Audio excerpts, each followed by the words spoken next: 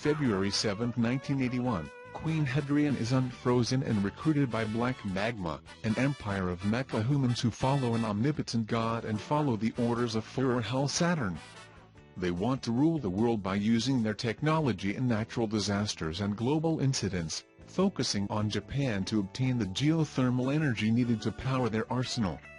This force is an alliance between the Army, Navy and Air Force, and under the tutelage of the EPDS the Solar Squad Sun Vulcan is born, equipped with its Sun Vulcan robo. On July 11, in episode 23, marks the change of original Red who went to take up a post at NASA, and also marks the appearance of the Amazon Killer, a wanderer commander of the old Vader clan. 22 episodes after that, on December 19, an outlaw partner of the Amazon Killer appears, Inazuma Ginga, which culminates in the final arc of the series, when the heroes go to the North Pole to rescue Misa, the boss's daughter, and manage to beat the villains January 30, 1982. The following week, the attacks of the Death Dark come into action, a society that has manipulated the progress of various sciences from the shadow since ancient times and collapsed several ancient civilizations. But in recent years, Dr. Hideki Hongu, while investigating this group, formed the Future Science Laboratory to one day combat the rise of these demons through the recruitment of 5 young people who form the Great Squad Goggle V and the Goggle Robo. Although Führer Taboo, the super gene product of genetic engineering, already has General Deathkiller, Berserker, Dr. Zazaria, Dr. Iguana from the beginning, he revives, after the fall of these last two in episode 15 on May 15, Marshal Deathmark, his trusted commander from 2,000 years ago. The final arc runs from ip 48 on January 15 until ip 50 on January 29, 1983, when the hero's base is invaded and destroyed as part of a plan to launch Deathtopia, which is clearly destroyed by our 5th Visors. In February of that year, the Jashinka Tails race, which evolved from reptiles, decides to make humans their species and take the planet for themselves, believing they own it since they have slept in the center of the Earth for years since they arrived on a meteorite.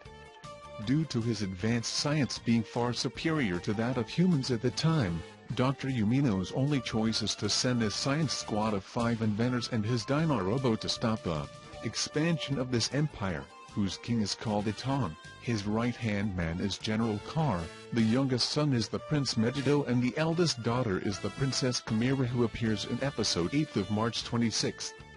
29 eps later, on October 15, General Zenobia completes the Empire, being revived by Iton to reveal the Dynamon's secret base, and in the meantime the prince is excluded from the Empire because he became unworthy after losing his tails.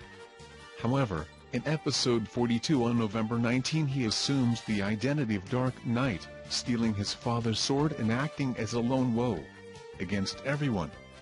In the final arc that begins at Christmas that year, genes appear that attract the attention of the villains due to the possibility of guaranteeing them the much-desired 10 tails, but this forced evolution was Dr. Yumino's plan to waste their bodies, guaranteeing victory at the end of the episode 51, on January 28, 1984. Now rebooting Denjiman's script, in which a little robot many centuries ago came with his bio-robo from fallen Biostar and brought together 5 people who had bioparticles to face the Gear Empire, founded by Dr. Man or Dr. Kageyama, a young scientist who was forcibly aged by experimenting on himself trying to accelerate the development of intelligence to outperform a computer. To prolong his life, Kageyama became a cyborg with a deep disgust for humanity, planning to conquer the world with his army of machines, Mason, Farah, Monster, who killed the Yellow Ranger in ip 10 on April 7, forcing yet another replacement of actresses. Speaking of actors, our Jaspion appears in ip 35 and 36 on September 29 as Shota Yamamori, a protector of nature who lives alone on a mountain where the Biomen go for an investigation.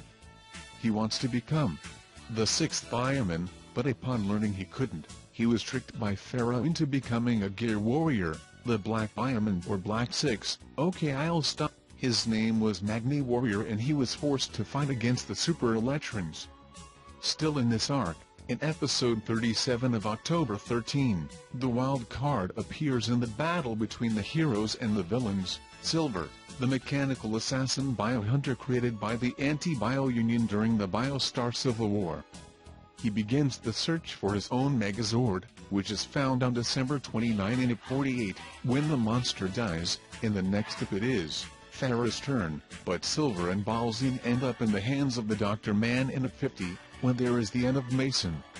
On January 26, 1985, thanks to the interference of Shuichi, son of the former Dr. Kageyama, Dr. Man fell, and Peebo leaves with the Biorobot.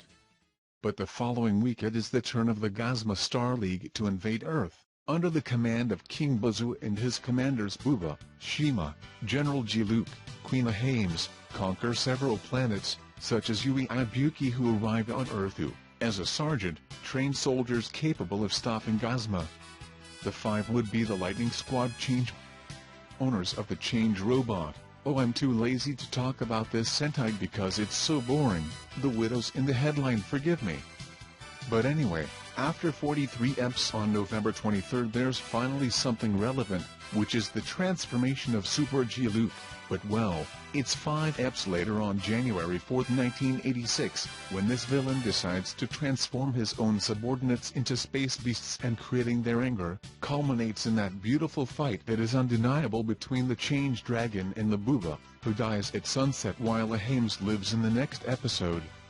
On February 15 in Ip 54 G-Luke is finally destroyed, and in the next episode, the last one, Bazoo's master plan is discovered, to use the passage of Halley's Comet through Earth to launch the Gazma Star, which would be Bazoo's own body, which was actually just a hologram, towards Earth to destroy everything with a shock wave. One point that I find interesting about the series is the use of an event that was happening in real life at that time, because Halley's Comet actually passed on February 9. It's impressive how at that time, space theme was trendy. There were 3 Sentais with this theme from 84 to 86. Let's see the last one in the next